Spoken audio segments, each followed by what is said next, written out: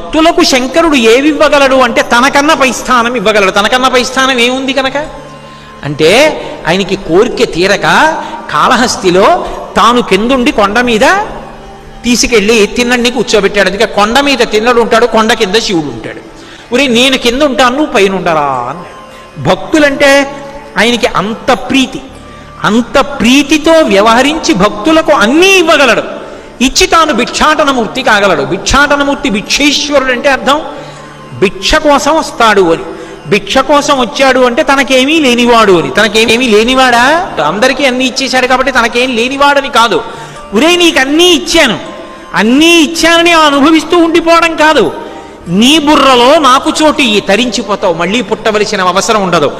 నీ బుద్ధిని నా చేతి కపాలంలో భిక్షగా పెట్టరా అని భిక్షాటనమూర్తి మన ఇంటి ముందుకొచ్చి నిలబడతాడు మహానుభావుడు ఉదారు.